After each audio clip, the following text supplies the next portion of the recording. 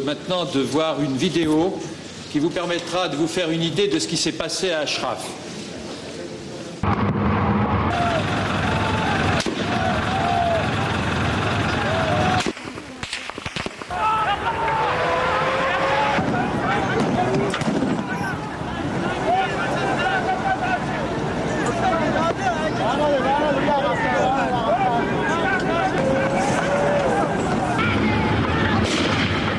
پشت سرش خورده.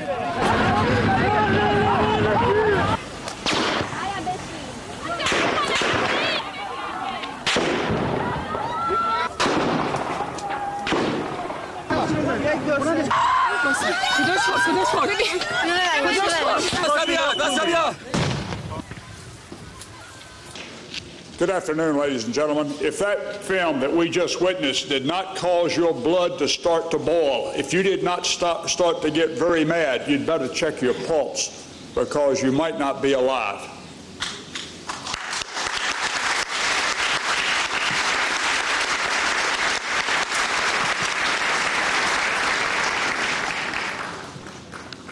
President Rajavi, it is always an honor to be with you and to be with such a distinguished group of colleagues today and have a chance to be here in Paris and address this very august group that is gathered here today.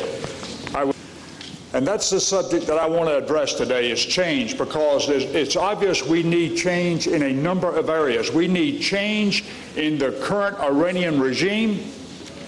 We need change in terms of the conditions at Camp Ashraf. And we need change in terms of the actions that are being taken by the United Nations as well as my own country, the United States. You know,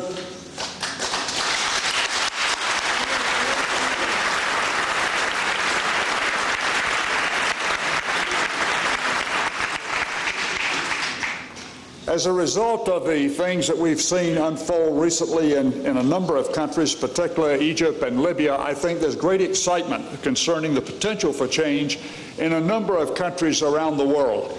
And that potential is always there when other people that are living there are oppressed, where dissidents are jailed or killed, where democratic methods or techniques are unheard of, and where torture, killing, and imprisonment is commonplace. In this regard, as I look at the current Iranian regime, I see all of that ongoing at the current time. And in addition, another important factor, and that is the current status of women within that regime. Iran's ruling regime is the largest exporter of terrorism in the world today.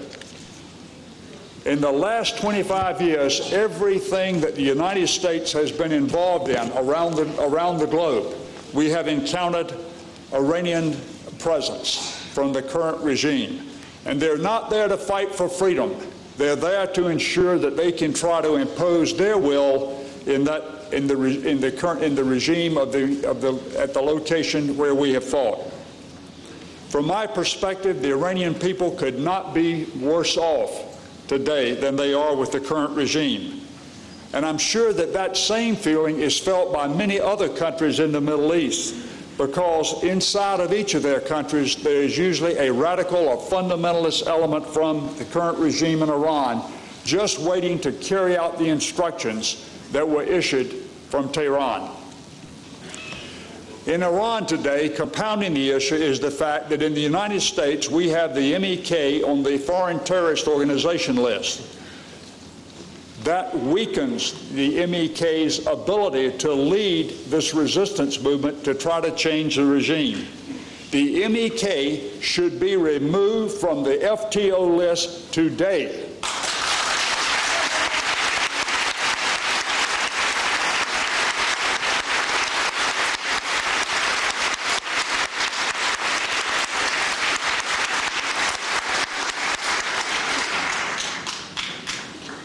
The United Kingdom removed them from the list in 2008. The European Union followed in 2009. So I asked the United States, what are we waiting for? We need to do it today, not tomorrow.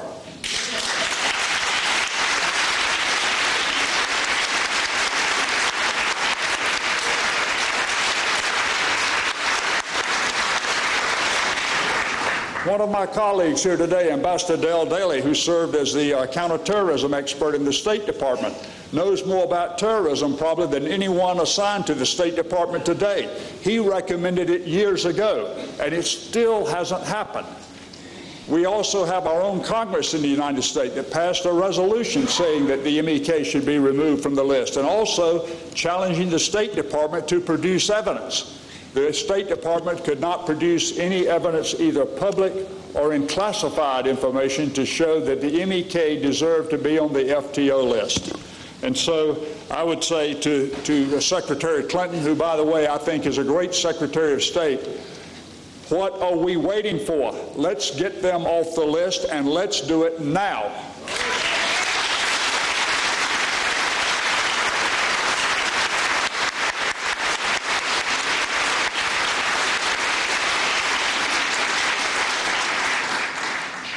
You know, the MEK provides hope for the Iranian people, hope that far exceeds anything that the United States can do or anything the international community can do for the people of Iran, short of direct intervention.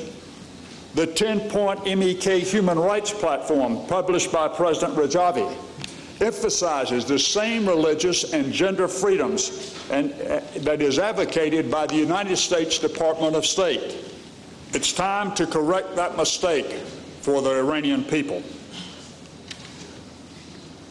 The current Iranian regime is a terrorist-oriented, anti-Western world, anti-democratic regime, and it is noted for that throughout the region in the Middle East. Iran has a much stronger concentration of nationalism, as I said, than any other country in the region. The current Iranian regime knows that, and they know that the MEK provides the best avenue for change, and it's why they consider the MEK to be a significant threat to them. Last week, I was outraged and embarrassed to watch the United States forces stood by as the Iraqis invaded Camp Ashraf. And we just witnessed in the film that we saw them killing and injuring unarmed Iranian civilians who are living there. Now, these are just not normal individuals. These are individuals who were promised protection by the United States. It is an organization that first alerted all of us to the mullah's nuclear programs. Had it not been for that revelation, the current Iranian regime just might have a nuclear capability today. But as we witnessed last week, we failed to act when we had a legitimate and a lawful authority to do so. Under our jurisdiction, we can and we should protect the people and the residents of Camp Ashraf.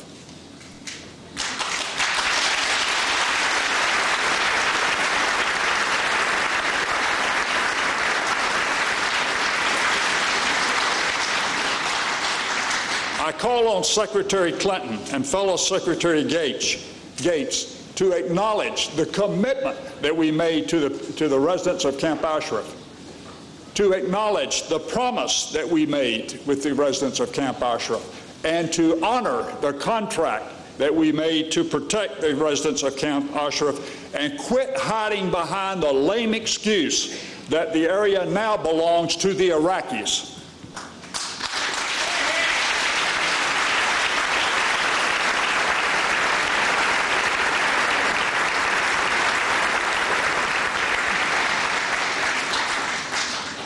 That is not a reason to stand by and watch innocent civilians being killed. I believe that we, the United States, are a great nation, but we will not be in the eyes of the rest of the world if our word is not our bond.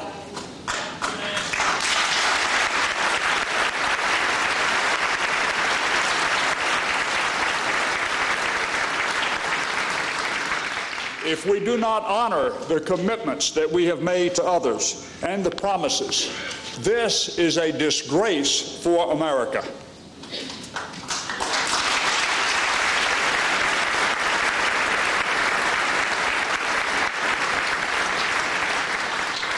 If President Maliki is so weak that he cannot control his own armed forces, if he is so weak that he cannot, in essence, prevent his forces from attacking the United States or attacking the innocent civilians at Camp Ashraf, and that Maliki is nothing more, his regime is nothing more than a puppet for the current Iranian regime.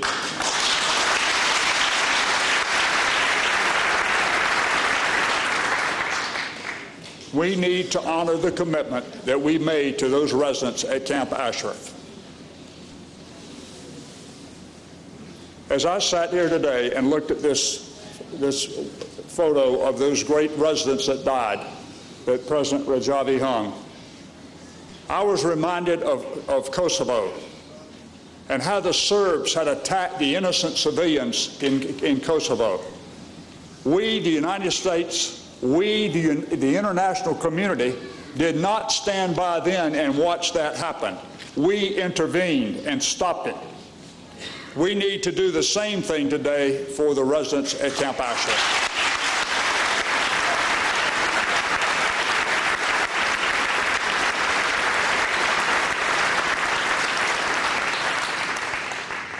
If Maliki is going to govern like a thug, then he needs some of the same medicine that they got.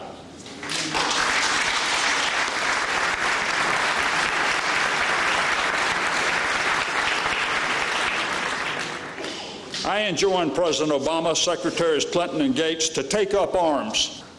Every day, every hour that the MEK remains on the FTO list means that more lives can potentially be lost.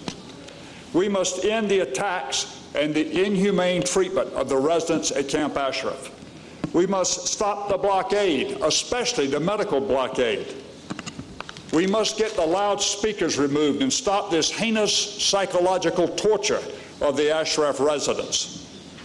These are clear cases of crimes against humanity, and our silence and inaction gives tacit approval to the Maliki government.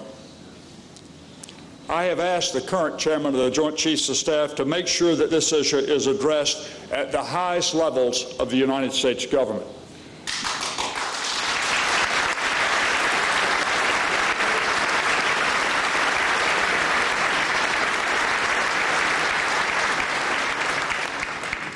Today, it is clear to me, and I think to all of us in this gathering today, that the current Iranian regime needs to change.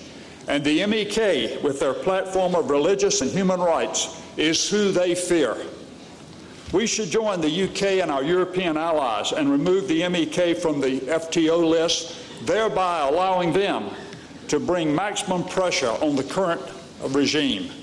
This, combined with the strength and courage of those individuals in Iran who want their freedom, especially the Iranian women and youth, offer the best solution, in my opinion, to seeing an Iran with a government that is sensitive to the needs of the people and one that provides the opportunity for all its citizens to enjoy the basic religious and human rights that the rest of the free world enjoys.